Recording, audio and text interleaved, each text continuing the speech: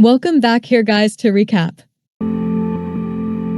Love Happens is a heartfelt drama where a self-help author, Burke, teaches others how to move on while secretly struggling with his own grief until he meets Eloise, who challenges him to face the truth. The film reminds us in life and business that real success isn't just about selling thousands of books or making $1 million in seminars.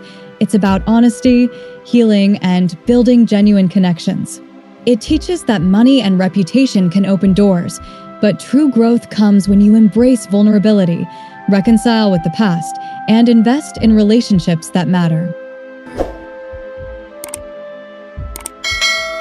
Burke Ryan is a renowned therapist and respected PhD holder who has gained national attention through his best-selling self-help book. The book offers guidance to people struggling with grief, teaching them how to process loss and move forward with life. What most readers don't realize, however, is that Burke wrote the book as a way of coping with his own heartbreak. His wife tragically passed away in a car accident, leaving him with unresolved sorrow. Though he presents himself as an expert on healing, deep down he continues to wrestle with the pain he preaches about. While hosting a personal growth seminar in Seattle, the city where his late wife grew up, Burke crosses paths with Eloise, a talented floral designer who runs her own flower shop. She is creative, independent, and somewhat skeptical of romance, since her past experiences with men have been disappointing. When Burke first approaches her, she brushes him off, assuming he is just another smooth talker. However, a surprisingly candid and emotional confrontation in an unlikely place, the men's restroom, leads them to share dinner together. Although their first evening is filled with awkward pauses and mismatched expectations, the encounter slowly opens a door. Against Eloise's insistence that they are not officially dating, she and Burke begin spending more time with each other.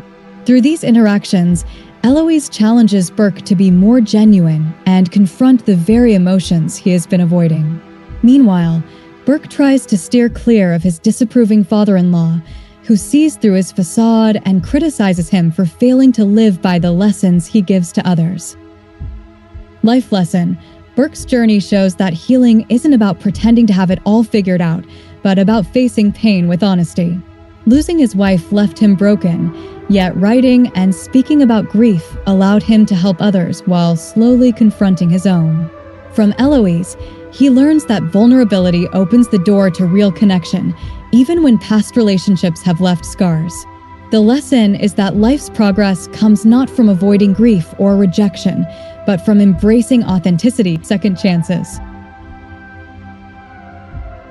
Business and money lesson: Burke turned his personal tragedy into a multi-million-dollar opportunity by writing a self-help book that resonated with thousands, selling copies worth over $2 million and securing speaking workshops. However, his struggle shows that true business credibility must align with personal integrity. Selling advice you don't live eventually catches up. In business, the key lesson is that profits and reputation are sustainable only when your message, your product, and your actions match.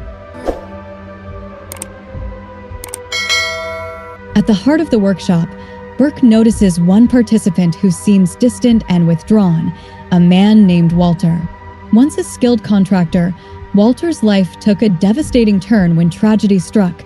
His son died in a construction accident, a loss that shattered not only his family, but also his livelihood. The grief and guilt consumed him to the point where his marriage ended and his business collapsed. With no sense of direction left, Walter took a job as a night janitor, living in the shadow of what his life used to be. Walter's sister, worried about him, encouraged him to attend the seminar, but he arrived skeptical and unwilling to believe that motivational words could mend what was broken. Burke, however, refuses to let Walter slip into the background.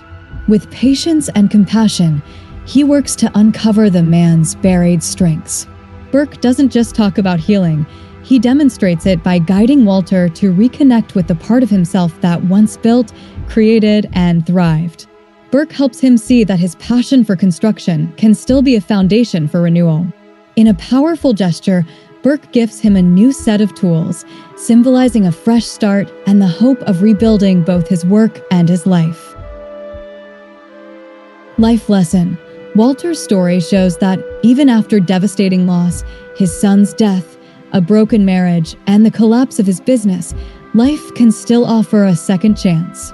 Healing doesn't happen overnight, but rediscovering purpose and passion can reignite hope. It teaches us that resilience is about not giving up on ourselves, even when everything seems lost, and that support from others can be the spark that helps us rebuild. Business and money lesson.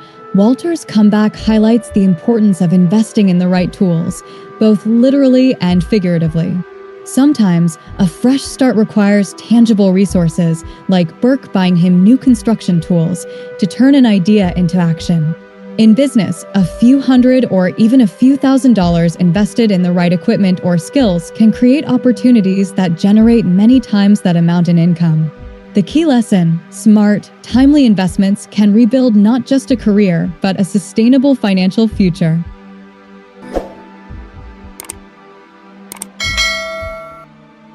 Eloise begins to sense that Burke is holding back painful truths about the tragedy that shattered his life. His calm demeanor and carefully chosen words feel like a shield, and she realizes that beneath his public persona lies a heavy burden. Her suspicions are confirmed when Lane, Burke's longtime manager, reluctantly reveals what really happened the night of the accident. Armed with this knowledge, Eloise confronts Burke with compassion rather than judgment, urging him to stop tormenting himself and to finally acknowledge the reality of his grief. Moved by her sincerity, Burke gathers the courage to speak honestly for the first time. Before an audience expecting polished wisdom, he lays bare the secret he has carried for years. He admits that he was the one behind the wheel when the accident occurred, not his wife as he had allowed others to believe. Racked by guilt, he has spent years blaming himself, refusing to fully face the sorrow and loss. This confession marks the beginning of his journey toward healing. Life lesson. Eloise and Burke's story shows that hiding from pain only deepens the wound. By confronting the truth, Burke learns that healing begins with honesty and forgiveness. In life, carrying guilt is like carrying debt. You pay interest every day in stress, regret, and lost peace. Facing the truth frees you from that burden and gives you the chance to rebuild stronger relationships and a healthier future. Business and money lesson. Just as Burke avoided confronting his responsibility, many people and businesses avoid facing financial mistakes. Denying a $10,000 loss or hiding a failed investment only compounds the problem over time. In business and money, accountability is essential. Admit errors, learn from them, and restructure for growth. The sooner you confront the hard numbers, the faster you can move forward with strategies that create long-term stability and profit. During the seminar's most emotional moment, Burke is unexpectedly confronted by his father-in-law, who had quietly slipped into the event. Instead of condemning him as Burke feared, the older man offers a surprising act of compassion. He reassures Burke that the tragic loss of his wife was never his fault, explaining that their frustration came only from the pain of feeling shut out while Burke bottled up his grief. This heartfelt admission breaks down the wall of silence that had long existed between them. The reconciliation unfolds before the audience, who respond with warm applause, acknowledging the courage it takes to face such vulnerable truths in public. Afterward, the father-in-law encourages Burke to stop clinging to guilt and begin living again, reminding him that moving forward is not betrayal, but a way of honoring the memory of those lost. Inspired by these words, Burke realizes he no longer needs to run from his past. Choosing to stay in Seattle, he seeks out Eloise, the woman who had slowly broken through his defenses.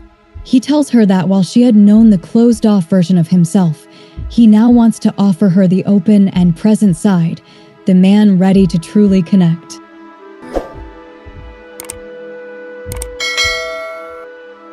Life lesson.